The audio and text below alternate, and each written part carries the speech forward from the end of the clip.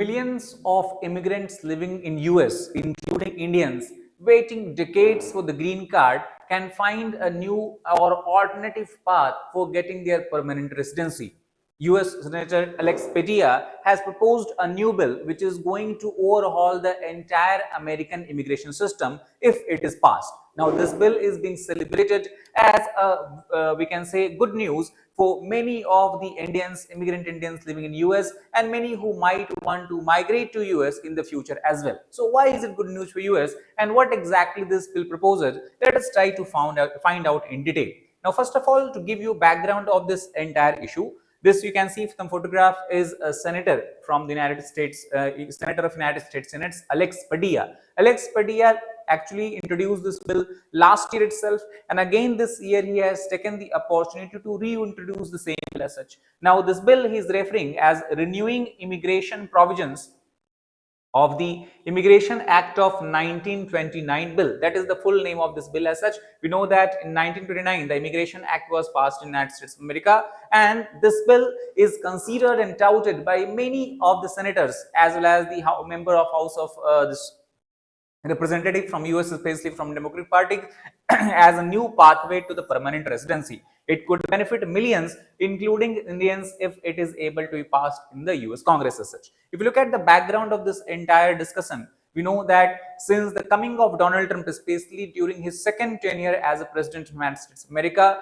American dream that people used to dream about, think about, seems to have vanished. He has tightened the control over the immigration, both legal as well as illegal immigration, and especially Indians have been on the receiving end of this entire change in the policy. Now, tougher immigration enforcement we have seen taking place in last couple of years in the President Trump's regime in the United States of America, and it is in this context we have to understand that a large scale backlog is seen in the processing of the green card, which also is a name given to the US permanent residency. Now, if you look at this figure, we can see that almost 1.8 million employment based green card is in the backlog in the United States of America. That means these much people are waiting. Of these, 4.24 lakh applicants face a lifetime wait. 90% of them, of these applicants who are waiting for the green card, are of Indian origin. That's why this bill is going to benefit these people most. Now, registry rule, if you talk about that, what basically is the US Immigration Act. So the bill proposes changing the major provision where it says under the registry rule that any migrant actually to the United States of America, he can be given residency by the Secretary of Department of Homeland Security if he has lived for a certain duration of time.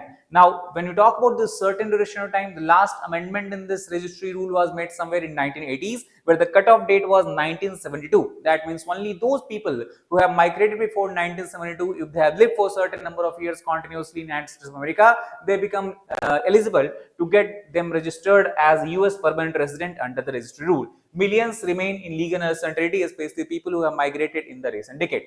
Now, the key provision of this act, or the bill, we can say basically proposed by Padilla, it says to amend the section 249 of the Immigration Act 1929 registry positions that we have discussed. If the bill is passed, then people who will be eligible for getting the green card. So first condition, they should have been residing in the United States of America at least for 7 years. This is continuous residence. You cannot just entry and exit. You should be residing in US permanently for continuously for at least 7 years.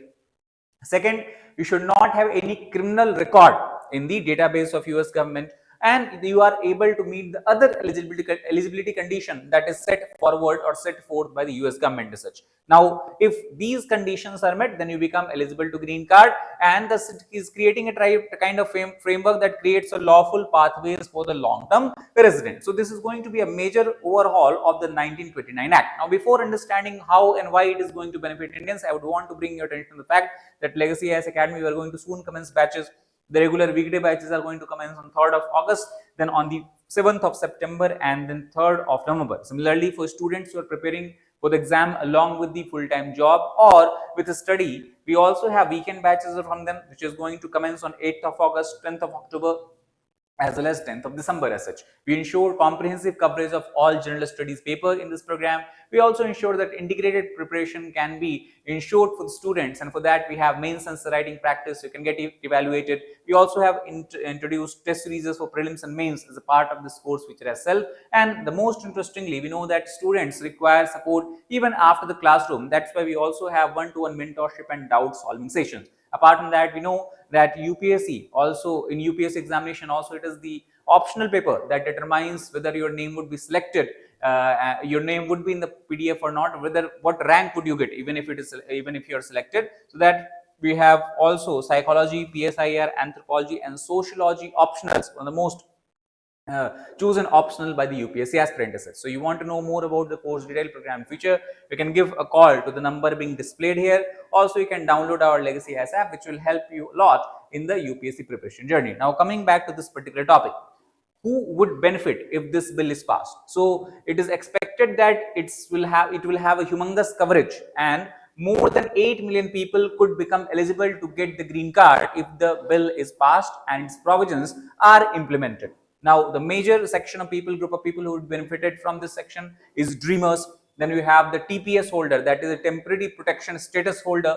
Then we have the children of the long-term visa holder, essential worker, and most importantly, if you look here, H1B professionals. We know that one of the most common route through which Indian citizens have acquired green card in the last couple of decades, and even before that, was through the H1B visa. So that's why it's become very important for Indians. Indians receive 70% of the H1B visa. About 85,000 H1B visas are issued every year by the US government, and out of that 85,000, 70% of them goes to the Indian. And that's why, because if you look again, H1B visa professionals will become eligible under this particular bill as such, or under this particular act in future. That's why they're going to receive a significant benefit. Around 1 million in the green card backlog that is expected to be cleared if the bill is passed, and then it could reduce decades long waiting period, which creates a kind of uncertainty in the mind of people, which creates a fear in the mind of people. They cannot live freely and fully in the United States of America because their residency status, because their immigration status is not solid or not very clear. Impact on students will also be expected, as we know that generally students who go to study in US on F1 visa, they opt for the OPT to H1B route. OPT stands for optional practical training. To complete the education, you can then engage yourself in the practical training, which is given by many of the companies as such. You can then further get the H1B after certain experiences. Many enter lengthy employment-based green card queues, and that's why this bill is going to have provide them a faster route to permanent residency as such. Now, just because this bill is introduced by a senator does not mean that this bill is going to become an act. The bill would only become an act if it passes through both house of the Congress as such, and it is expected that a lot of challenges the bill will have to face, especially in the context of political division that we have seen in the American society, American politics, especially on the hot topics of immigration. For example, immigration remains a highly debated issue. Many of the Republicans, they are anti-immigration. Many of the senators are there. Many of the congressmen are there. They would not want to see this bill being passed to the House and all. Strong support from many Democrats, however, this bill is receiving, and it faces opposition from several Republican lawmakers.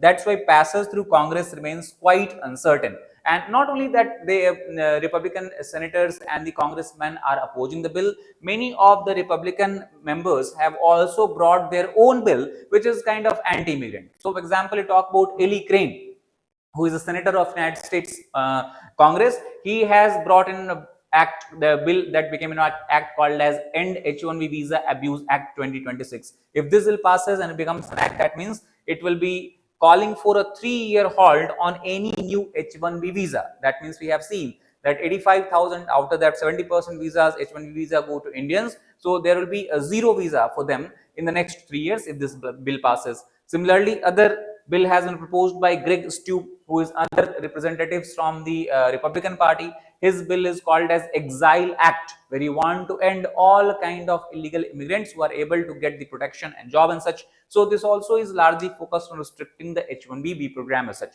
So Padilla's we can talk about in this intentions is good, but at the same time passing it through the US Congress would be a significant challenge, and it seems highly unlikely also by many experts. Now, key takeaways if you look at from this entire discussion is that a major overhaul in the immigration law of US is proposed, both from the Democratic Party members as well as from Republican Party members. The difference is one is pro-immigrant, other is anti-immigrant.